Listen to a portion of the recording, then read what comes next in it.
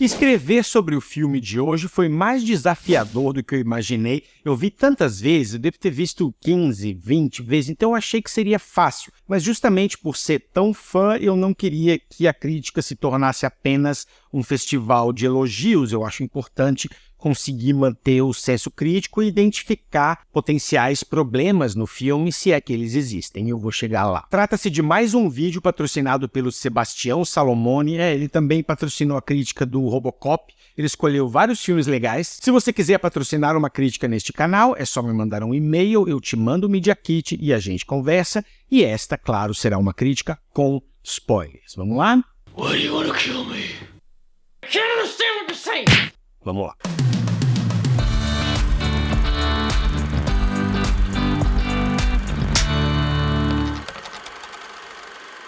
The Dark Knight, ou Batman, o Cavaleiro das Trevas. Graças aos esforços do Batman, da polícia e do promotor Harvey Dent, a criminalidade em Gotham City nunca esteve tão baixa, até que aparece um agente do caos chamado Coringa, cujas ações nossos heróis não conseguem decifrar, pois ele quer apenas ver o mundo queimar. A direção é do Christopher Nolan. As pessoas adoram falar que ele é super valorizado, mas ele tem vários filmaços na carreira. 3 exemplos: Amnésia, O Grande Truque e Dunkirk. Tem crítica dos 3 no canal. E aqui ele faz um filme que pode ser usado para refutar os argumentos do Scorsese quando ele fala que filmes de super-herói não são cinema, se bem que o Scorsese fala mais especificamente dos filmes da Marvel. De qualquer forma, aqui ele acha o equilíbrio definitivo entre o cinema puro, o cinema mão na massa, e os elementos de blockbuster que qualquer pessoa espera de um filme assim, sem precisar de feixe de luz no final, sem precisar de CGI para tudo. É tanto um filme de máfia, um filme de crime, quanto um filme de super-herói, e é talvez o filme de super-herói mais plausível de todos. Não que seja plausível, mas até comparando com outros, se existisse um bilionário maluco o suficiente, com os contatos que ele tem, enfim, não é a coisa mais impossível, inimaginável de acontecer, dele ter um tanque, ele ter uma roupa que era militar e acabou sendo, virando... Você sabe, assim, todas as justificativas do que faz o Batman ser o Batman operam razoavelmente dentro das regras do mundo real. Por exemplo, aquela coisa do Batman falso que aparece no primeiro ato, que era um cara qualquer, fantasiado, é o tipo de coisa que aconteceria se o Batman existisse. O diretor já tinha usado essa pegada no primeiro filme, e agora, como ele não precisa mais gastar tempo estabelecendo o herói, com a origem do herói, ele é muito bom em primeiras cenas. Quase todos os personagens têm apresentações muito boas aqui. O Coringa tem 2, quando ele tira a máscara no banco, que ele fala "What doesn't kill you only makes you stranger". E outra quando ele entra na reunião lá dos chefões do crime, e vários personagens, quando você olha quem tá no filme, eles entram muito bem na história. Eu gosto muito da cena do Alfred falando pro Bruce Wayne que ele precisa conhecer os limites dele, que ele tá todo quebrado, e vem um presságiozinho do que aconteceria com o Bane no filme seguinte, Eu gosto muito disso. Aqui o Batman tem todas as vantagens físicas em relação ao vilão. Ele pode encher o Coringa de porrada, mas não adianta. E no filme seguinte, quando ele precisa da força bruta, porque o combate contra o Bane é muito mais nessa linha, ele já não tem mais. O roteiro encontra espaço para tudo, até as partes da história que eu acho as menos interessantes, como o triângulo amoroso entre a Rachel, o Harvey e o Bruce, são bem desenvolvidas. Toda aquela parte quando os dois são pegos e o Coringa fala o endereço, só que ele troca e o Batman vai atrás de um e a polícia do outro. Tudo aquilo é muito bem feito. Só há um arco aqui que pode ser considerado como apressado, eu vou chegar lá. Os diálogos são tão bons, às vezes nem são tão refinados e caprichados assim, são diálogos normais, mas a execução é tão perfeita. Quando ele fala, por exemplo, "I thought my jokes were bad", eu achava que as minhas piadas eram ruins, e aí o contexto onde ele entra, que essa cena é perfeita. Ou ele falando "My father was a drinker and a fiend". My father was a drinker and a fiend. Ou o Alfred falando pro Bruce, alguns homens apenas querem ver o mundo queimar, então não dá pra negociar com um vilão assim. O filme é bem escrito pra caramba, e muito disso deve ser atribuído ao irmão do Christopher Nolan, que coescreve com ele esses diálogos pontuais, assim, a parte filosófica também. O irmão dele escreve muito bem toda a parte que filosofa sobre o papel do Batman em Gotham e o que ele simboliza e o que a cidade precisa dele. Ele fala que tá na hora da cidade ter um herói sem máscara e eu serei o vilão que Gotham precisa para que não perca a esperança do herói que eles perderam e o Batman não é o herói que a gente tem, mas é o protetor que a gente precisa e por aí vai. Nenhum outro filme do Batman fez isso melhor. O diálogo entre o Coringa e o Harvey Dent no hospital, quando ele pega a arma e coloca aqui, ele fala, introduza um pouco de anarquia, é tão bem escrito. O diálogo entre ele e o Batman no final, quando ele explica como conseguiu quebrar o Harvey, ele fala que a loucura é como a gravidade, só precisa de um empurrão. É um exemplo melhor que o outro. O filme também tem humor na dose certa. Eu gosto, tem uma ceninha pequenininha, que tem um policial lá no carro, aí um helicóptero bate nos cabos de aço, e o policial fala, isso não é bom. Podia ter acabado ali, mas aí o helicóptero explode, volta pro policial falando, isso não é bom. Não precisava desse segundo, mas ainda assim, eu acho engraçado. That's not good. Okay, that's not good. O Coringa batendo palma pro Gordon é sensacional, né? Todo mundo parabenizando pela promoção e de repente corta e ele tá assim, né? Com a mãozona pra frente, assim, a cara cínica e sarcástica pra caramba. Toda a cena da surra dele apanhando do Batman também tem o quê de humor e uma briga psicológica muito boa, porque quanto mais o Batman bate, mais o Coringa dá risada. E ele fala umas coisas tipo, nunca comece com o rosto, você deixa o outro cara totalmente desorientado, não dá pra ele responder, tanto que virou paródia. Tem isso que é, enfim, a cena é perfeita. A ceninha do cara tentando chantagear o Bruce Wayne através do Morgan Freeman, e ele fala, deixa eu entender. Você está dizendo que o seu chefe, um dos bilionários mais poderosos do mundo, é um vigilante que quebra bandidos com os pulsos e você quer chantagear esse cara? É isso mesmo? Ele falando, you complete me. Vou parar, porque né, parece que estou babando o ovo do filme mais do que fazendo uma crítica. Claro que não seria um filme do Nolan sem pelo menos um, eu acho que tem 3. Vai ser pelo menos uma cena rotativa, né, da câmera em 360 graus. A cinematografia é bem mais lustrosa aqui do que a do primeiro filme. É uma Gotham muito mais próspera e isso reflete a influência do Batman, a influência dos esforços da polícia, do Gordon, do Harvey Dent. Né? A cidade melhorou muito. Ela era decadente no filme anterior e é por isso que quando tudo começa a desmoronar graças ao Coringa, você sente tanto. Os efeitos práticos são uma delícia, quase tudo é de verdade. Tem a moto do Batman, tem o tanque, tem carros, tem bazuca, caminhão. Quando o caminhão dá um monte de voltas, é um caminhão realmente dando voltas e isso é lindo. Claro que isso também bate com a edição de som, a mixagem de som principalmente, que faz o filme realmente parecer uma coisa do Michael Mann. Os tiros são arenosos, são cascudos, parece que tá do seu lado, sabe? Tiros arenosos, eu viajei longe agora. A música do James Newton Howard e do Hans Zimmer é, de novo, perfeita, é muito Batman. Não é uma descrição muito refinada, mas é muito tatan, tatan, tatan, Batman, Batman, Batman. Você sabe, é muito Batman.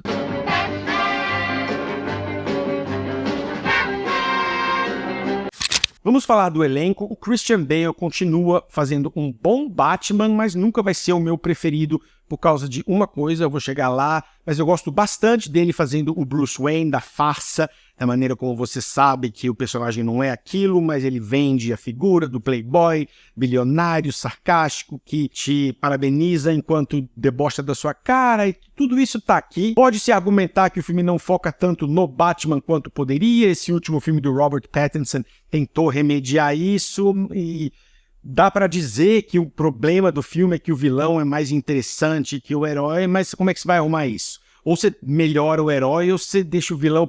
Enfim, eu acho que o equilíbrio ainda tá bom aqui, mas é inegável que ele não é o personagem mais interessante do filme. Eu gosto da roupa dele, da fisicalidade, tem umas cenas de silhueta onde ele tá, né, você só vê, e é uma coisa bem morcegar, bem... Ele não é uma figura de luz, né? Um príncipe loiro que vai... Não, ele é uma figura quase demoníaca, né? Que casa muito bem com essa coisa de a gente precisa de algo para enfrentar Eu não sei se eu viajei ou se eu falei algo incrivelmente profundo agora. Mesmo com aquela coisa tosca da maquiagem ao redor dos olhos que eles só foram arrumar no filme do Pattinson, eu ainda curto o visual do Batman. Visual por visual, eu ainda gosto mais do Batman do Ben Affleck, mas também é a única coisa que eu gosto daquele Batman. Hello, darkness, my old friend. Agora, o que não dá pra mim aqui é a voz. É o...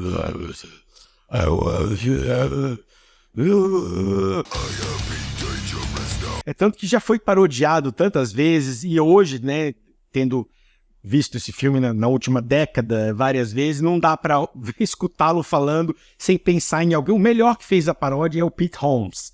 Eu vou separar um engraçado pra vocês verem.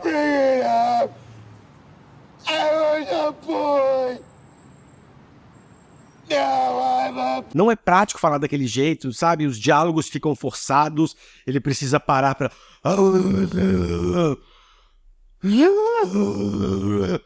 Não, é uma escolha que nunca rolou pra mim. O Heath Ledger faz o melhor personagem do filme e um dos melhores, se não o melhor vilão do cinema. Tudo sobre esse personagem funciona, do visual assustador, as coisas que ele fala, a maneira como ele se mexe, a história que ele inventa, que pode ou não ser verdade. Será que o lance da cicatriz aconteceu daquele jeito mesmo? Será que o pai dele existiu mesmo e fez daquele jeito que ele fala? Será, sabe, ele é intrigante de um jeito, a polícia nunca consegue decifrar o que ele vai fazer, ele tá sempre um passo à frente, ele é inteligente, ele consegue ler as pessoas muito bem, aquela voz, o jeito que ele inclina um pouco, o cabelo caindo, e a loucura controlada dele, há momentos onde parece que ele não sabe o que tá fazendo, né? Ele fala, eu sou um cachorro correndo atrás de um carro, eu não saberia o que fazer se eu pegasse um. Ao mesmo tempo, ele sabe exatamente o que tá fazendo. A cena dele entrando lá na reunião dos chefões do crime é perfeita, começa perfeita com ele falando, and I thought my jokes were bad. Eu achava que as minhas piadas eram ruins. E aí o contexto daquilo, depois a parte do lápis, que ele, eu vou fazer esse lápis, né? Depois quando o cara reage, quando um cara fala, você é louco, you're crazy, ele fala, you're crazy. A reação dele, louco não. E quase todas as vezes que ele enfrenta o Batman diretamente, cara a cara, ele vence. Na delegacia, quando ele apanha, quanto mais o Batman bate, mais ele ri. Então ele tá ganhando aquela disputa. Depois, quando os dois estão na rua, aliás, que sequência maravilhosa, né? Ele com aquela carona pra fora. Não vai ter Coringa melhor, não adianta, não vai. Aí o caminhão capota, ele cai, tá com a arma lá paradão no meio da rua e o Batman vindo, toda velocidade, ele, cara, vem, eu quero que vá, I want you. Vem. E na hora H, quem desvia, o Batman perde de novo. E mesmo no final, quando o Coringa supostamente é derrotado, porque ele não consegue quebrar o espírito de Gotham, né? Quando os passageiros de um barco não matam os passageiros do outro e vice-versa, ele ainda conseguiu quebrar o estabelecimento, porque ele quebrou o Harvey. E aí o Batman teve que se incriminar e virar toda aquela bagunça graças ao que o Coringa fez. E no diálogo que ele fala, nós dois estamos destinados a fazer isso para sempre. É difícil de ouvir, porque eu acho que havia planos para ele voltar no terceiro filme. Aí o ator morreu. Eu gosto também do fato dele ficar de ponta cabeça, né? E ele tá de ponta cabeça, mas a câmera gira meio que para simbolizar todo o caos, né? Ele deixou a cidade de ponta cabeça. Unstoppable force meets an immovable object. You truly are incorruptible, aren't you? O Aaron Eckhart está muito bem fazendo o Duas Caras, ele vende a imagem do Salvador de Gotham, né? Loiro, tudo bonitão e...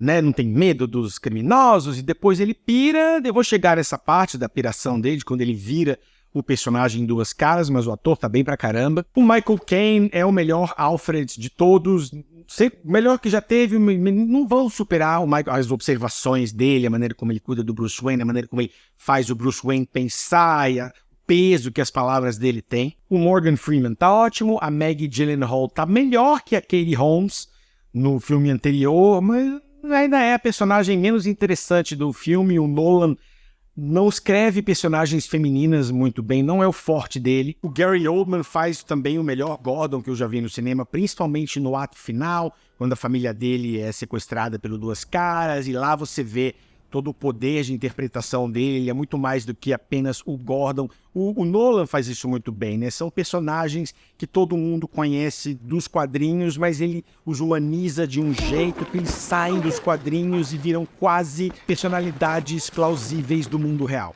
E vale falar também do Eric Roberts, um vilão secundário, mas que tá sempre observando, naquela cena boa lá que o Coringa invade, ele é o único que meio que não reage, que fica só assim, não, esse cara tem, vamos ouvir o que esse cara tem pra dizer, sabe? Ele é sagaz, eu gosto disso. Vamos falar de algumas coisas que podem ser consideradas problemáticas, depende de como você olhar. Algumas podem quebrar o filme, outras não, vai de cada um, eu sou muito pouco afetado por esses probleminhas. Um deles, que é o que mais me causa graça, é ninguém ter reparado no queixo-bunda do Harvey Dent quando ele fala que é o Batman. A cidade inteira acredita, pelo menos durante um breve período, e a única parte do Batman que não é coberta é a boca e o queixo, mesmo sendo uma figura da noite, talvez não existissem tantas fotos dele por aí, é a única parte que dá pra ver, que dá pra identificar do rosto dele, é o queixo lisinho, e aí um cara que tem um queixo bunda fala que é o Batman e nem o Coringa desconfia, porque tem uma cena que ele fala, eu achei que você era mesmo. Né? O arco do Duas Caras é um pouco apressado no sentido dele virar o Duas Caras um pouco tarde no filme, por outro lado não é um herói que conseguiria ser o vilão principal, então jogar mais 20 minutos pra ele talvez deixaria o filme com uma gordura excessiva. Então, por mais que não dê pra registrar muito ele como Duas Caras, ele tá muito mais no filme como Harvey, eu ainda gosto e o visual tá certinho, tá nojento. É a melhor versão do personagem pro cinema, também aquilo que o Tommy Lee Jones fez foi ridículo. Aquela cena no começo, depois do assalto no banco, que o Coringa foge num ônibus depois de matar todo mundo, o ônibus atravessou a parede do banco, ele dá uma rezinha e entra numa fileira de ônibus onde havia um espaço perfeito, e segundos depois, né, outra que você fala, isso não teria acontecido. O confronto final entre o Coringa e o Batman é menos climático do que eu gostaria, tem muito daquelas imagens de sonar, aquela coisa, né, e é uma tecnologia que em 2010 já estava datada, né, o que eles fazem em relação a aquela tecnologia que o Batman implementa e manda o Morgan Freeman usar, e ele acha que é imoral e tananã. E como o confronto anterior dos dois lá na rua é tão marcante, ficou um pouco xoxo por comparação. E o Nolan não sabe dirigir cenas de morte, a morte do Gordon é muito ruim, mesmo sendo fake, ele estando vivo lá na frente, é mal dirigida, não tem impacto e tem vários furinhos de lógica de como aquilo deu tão certo.